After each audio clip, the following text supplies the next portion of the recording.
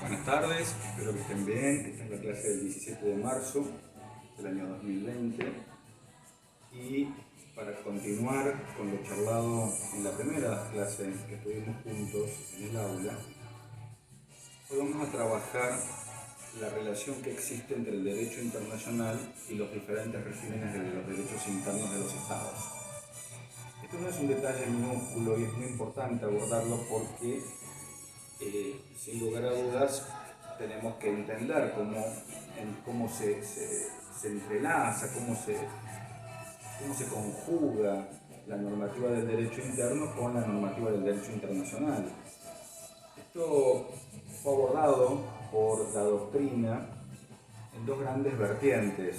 Por un lado el dualismo y por otro lado el monismo, que si bien parecen muy contradictorias, vamos a ver a poco que sigamos charlando que no están así. Vamos a pensar que tenemos por un lado a un dualista y por otro lado a un monista tratando de defender sus posiciones. Entonces, la primera pregunta que aparece como para abordar la temática es, efectivamente, ¿estos regímenes tienen fines y propósitos diferentes? Ambos van a responder que sí. Ancelotti diría que sí, Kelsen diría que sí. Bien, ahí habría como una igualdad, si se quiere.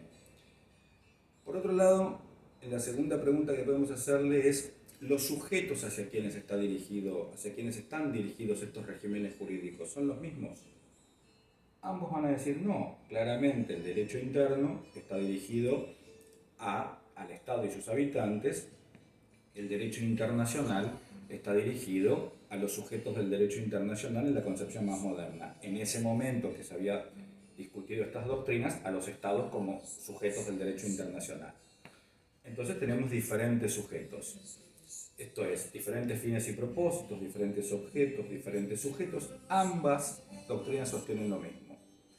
Sin embargo, al momento de preguntarse si el derecho internacional se puede aplicar en el derecho interno, aparecen las diferencias, que no son minúsculas. ¿Por qué? Porque Ancelotti, como representante del dualismo, nos diría desde ningún punto de vista. Esto es, la norma del derecho internacional es una norma propia de ese ámbito y las normas del derecho interno son normas del derecho interno. Entonces, si le pregunto a Ancelotti cómo hago para aplicar una norma del derecho internacional en el derecho interno, Ancelotti me diría, pues, haga su propia norma del derecho interno. Esto sería, vamos a desarmar la norma del derecho internacional y vamos a armar una norma propia del derecho interno, siguiendo los mecanismos constitucionales del derecho interno, y esa va a ser la norma que se va a aplicar, pero va a ser derecho interno, no derecho internacional. Sin embargo, Kelsen dice no. Ahí viene la diferencia sustantiva, porque Kelsen dice, no, desde el monismo que representa Kelsen, en rigor, cuando los estados aplican el derecho interno, entiende Kelsen que están aplicando el derecho internacional. ¿Por qué? Porque Kelsen interpreta que las normas del derecho interno se van a convalidar cuando él elabora la doctrina de convalidación de la norma, de validación de la norma. Él dice, bueno, la norma de menor rango queda validada por una de rango superior y luego por una de rango superior hasta que llegamos a la Constitución. Entonces la pregunta es, bueno, ¿y las constituciones cómo se validan? Y él sostiene que se validan con el derecho de gentes, porque todas se inspiran en el derecho de gentes, que sería el derecho internacional público. Él le llama a este derecho, le llama norma hipotética fundamental. Entonces, en el criterio de Kelsen, todas las normas de los derechos internos están avaladas, están validadas por el derecho internacional público. En consecuencia, por ejemplo, en un crimen de piratería, no importaría quién ha de juzgar al pirata, porque en definitiva se va a juzgar a través del derecho internacional, porque sea cual fuere la constitución aplicable, las consecuentes normas procesales de fondo en materia penal, lo cierto es que están todas inspiradas en el derecho penal. Claro, si nosotros tomamos esta posición de Kelsen, decimos, bueno, entonces esto implica que el derecho internacional público es más importante que el derecho interno de los estados, porque si las constituciones quedan validadas por el derecho internacional público, en consecuencia el derecho internacional público está por encima del derecho interno de los estados. Efectivamente, esta es la posición de Kelsen. Aparece un alumno de Kelsen llamado Verdross, y Verdross le plantea una suerte de desacuerdo, le dice, no, pero esto no siempre es así, porque hay constituciones que establecen que el derecho interno, el derecho constitucional es más importante que el derecho internacional.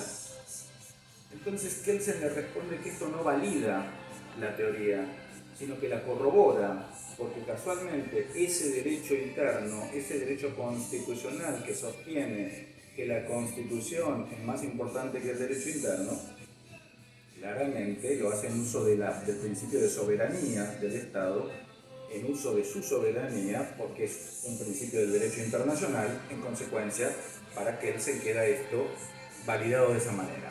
Lo cierto es que con el tiempo se dijo, bueno, Kelsen establece o defiende una posición monista radical y Verdross una posición monista moderada. La primera sería la preeminencia del derecho internacional, la segunda es la preeminencia del derecho constitucional de cada Estado por sobre el derecho internacional. Entonces, de esta manera queda explicada un poco esta cuestión de las doctrinas monistas y dualistas, que desde ya anticipo no es compartido por la doctrina norteamericana. La doctrina norteamericana tiene otro concepto de monismo y otro concepto de dualismo, que lo vamos a analizar cuando estudiemos el caso Industrias Químicas Merck, que ya vamos a charlar sobre eso. Así las cosas. La gran pregunta para ustedes es ¿en cuál de estas primeras dos posiciones ustedes se enrolarían a la Constitución Nacional nuestra? Si la enrolamos en una posición dualista, sabemos que no podemos aplicar derecho internacional en el orden interno. Si la enrolamos dentro de una posición monista, tendríamos la posibilidad de hablar del derecho internacional y aplicarlo. Claramente nuestra Constitución es monista, porque el artículo 27 de la Constitución Nacional nos enfrenta a ese monismo. El 31, después de la reforma del 94 al 75, los incisos 22 y 24 principalmente, etc.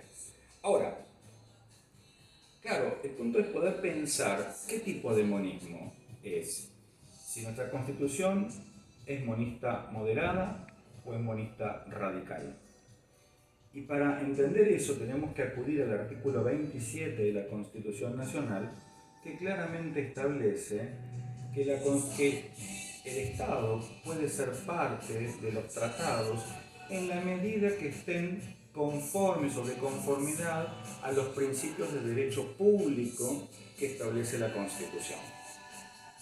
Entonces, cuando pensamos en este mandato constitucional, que es importante remarcar que viene de 1853 y no fue modificado en ninguna de las modificaciones de la Constitución, no podemos ni por asomo pensar que nuestra Constitución quedaría enrolada dentro del monismo radical. Esto sería un yerro fatal. Claro, entonces nosotros ya podemos decir, con algún criterio de validez científica, decir, bueno, nuestra Constitución es monista moderada. Entonces la pregunta es, ¿para qué nos sirve saber que nuestra Constitución es monista moderada? Pues claramente la consecuencia de ello es que va a depender de nuestras normas constitucionales cuáles son los tratados de los cuales la República Argentina va a poder ser parte. Cuáles son los acuerdos, cuáles son las costumbres internacionales que podemos aceptar sin quebrantar los principios de nuestra Constitución.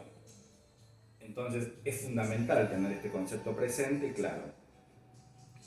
Entonces de ahí nace una segunda cuestión que es de orden constitucional y que está directamente relacionada con la cuestión de la jerarquía de las normas.